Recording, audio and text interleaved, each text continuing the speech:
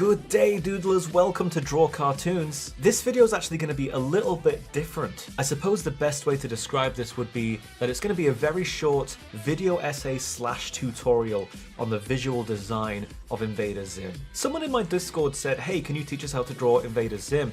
And so I sat down and started to break down the character's design, and I realized that Zim's design is so far outside of, I guess you could call it, the meta. It's so far departed from usual cartoon conventions that I've decided that instead of just simply showing you guys how to draw him, I'm going to try and help you understand why he's drawn the way he is, why it makes sense in the universe that he kind of comes from, and why Zim and the world around him is an absolute masterclass of cartoon design. If you do end up enjoying this video, it would be helping me out a lot if you did click that like button and subscribe to the channel for more videos just like this one in the future. Also, let me know what you think of this video in the comments, especially this video, because it is a bit of an experiment. I am kind of doing something that I wouldn't usually do. Usually I just kind of do a tutorial. I say, okay, this is how you do this is how you do that. But I've actually really had a lot of extra fun analyzing the character and talking about how they're designed the way they are. So if you like this format, please do let me know in the comments. I do read every comment, and that kind of feedback is just really valuable to me. Anyway, let's get started.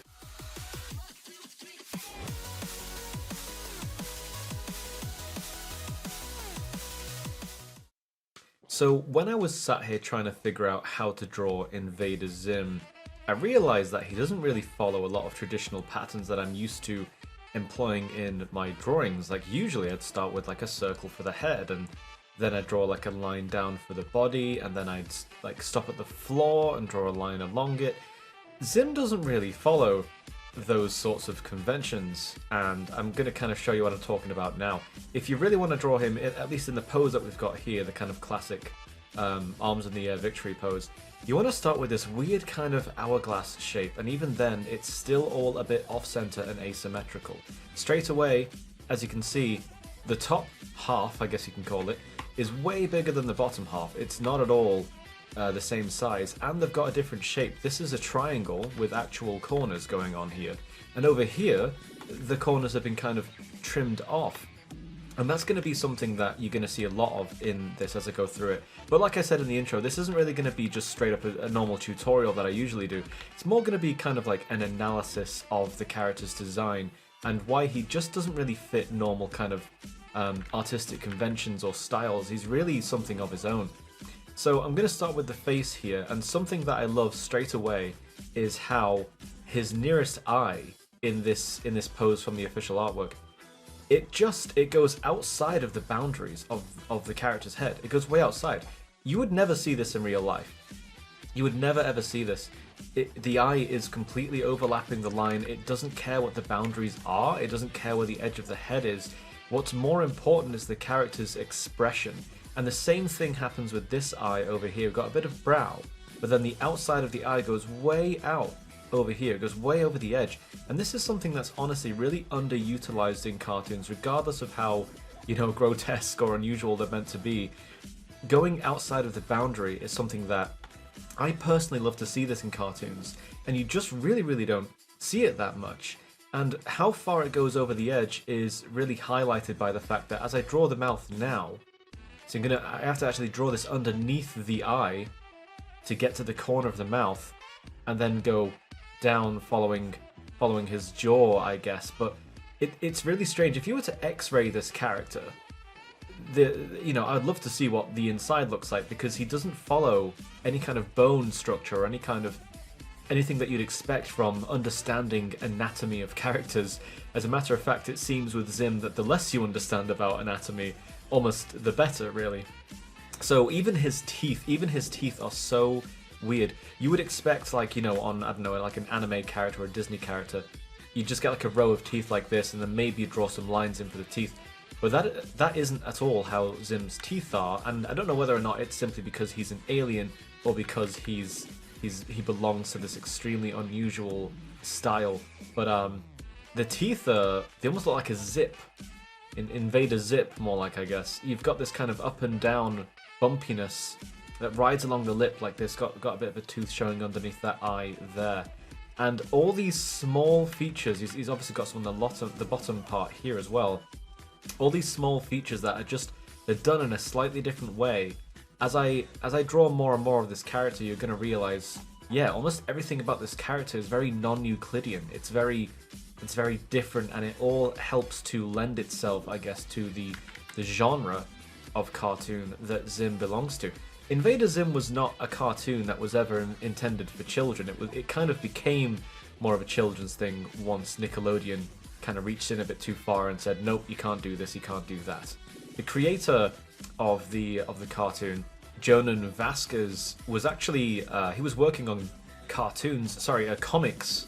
One of them was called like Johnny the Serial Killer or something like that. It was very dark, and it was very much an adult's comic strip. And that was the style. The style of it is so unique, and it's so much like Invader Zim. I actually need to bring his neck out a bit off the guideline there. There we go. Again, his neck goes so narrow, and it's so unsettling to look at.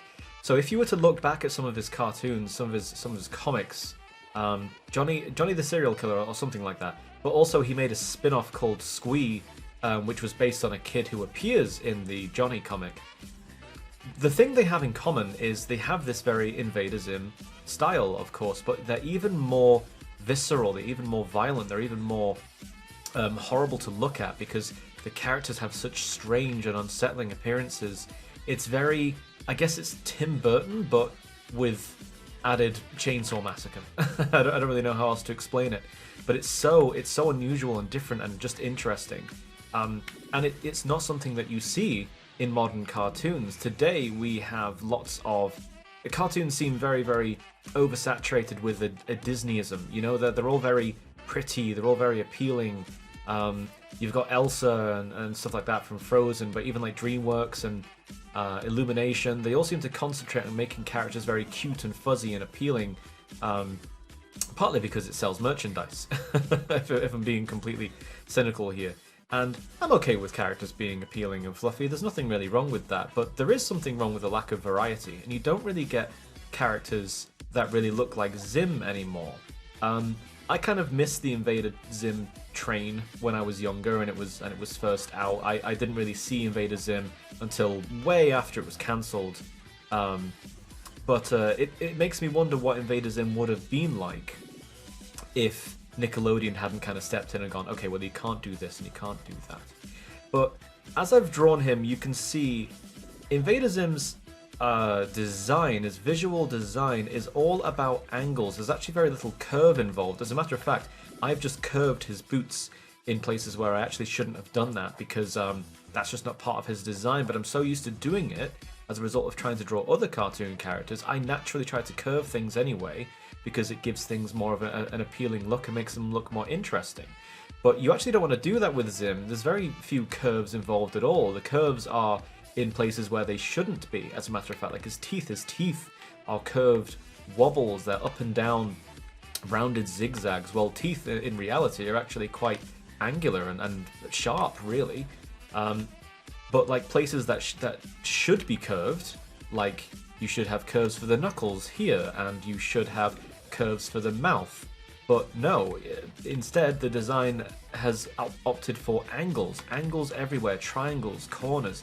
Everywhere in Zim's design, you're seeing these points, these sharp edges, and it all lends itself to making Zim a much more kind of, not just Zim as well, the characters in the cartoon, much more kind of unsettling characters, much more kind of displeasing to look at, but not overly so. If they were too displeasing to look at, you probably wouldn't watch it.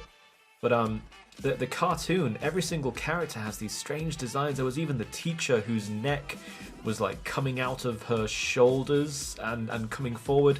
It was very, very, very, very weird to look at, but it all lends itself to the universe that Zim takes place in. It's all a very twisted version of Earth. It's all a parody on modern culture, and honestly, I believe that Zim's visual design was a massive part in its success, but also its storytelling.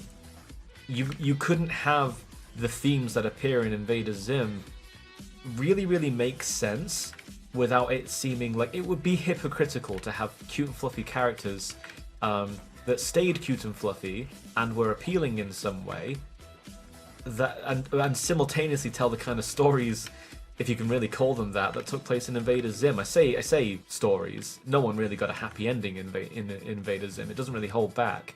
But the gruesome, grisly design of not just the characters but the entire world itself was very much pivotal in what the cartoon was trying to say and the cartoon's themes. So anyway, I know that I kind of rambled on about the actual cartoon itself rather than explain what I was doing, but I feel like Zim's design is so unique and so unusual with all his top-heavy shapes and all these angles, all this stuff going on. If I choose a different colour so it's a bit more obvious what I'm doing. All this stuff, I felt it was better to do it justice, to explain and analyse it, rather than simply tell you what to do, because hopefully that way you can understand why Zim is drawn the way that he is, why the characters in the cartoon are drawn the way they are. It's all about being on theme and delivering, I guess, the messages that Zim secretly kind of sends us as a cartoon. So I hope that was useful. I'm actually going to go and finish this off now. I quite like it. So I'll see you in a minute. And if you followed along, you should feel free to do the same as well. And maybe add some things if you want to.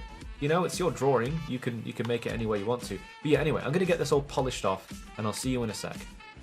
And there he is, ready to take over the world and harvest organs, I guess. This guy doesn't have exactly the most cleanest storylines, does he? But that's kind of the point of him. He's meant to be unsettling, he's meant to be grisly, he's meant to be vulgar, in a sea of cartoons that don't really try to do that. I hope that you learned something about cartoon design in general today, how sometimes it's very important to allow yourself to break the mold, do something different, draw outside of the box, because that's what Zim is. He's very outside of the box. And I just wanted to take the opportunity to show that and share that with you today. That's going to be it for today's video. Don't forget to like and subscribe if you did enjoy the video, and let me know in the comments down below if this video was more your speed, if this was something that you quite enjoyed. I know that I definitely want to try getting into doing mini video essays just like this, so if it is something that you want to see more of, I'd be absolutely delighted to make more content just like this. And with that, until next time.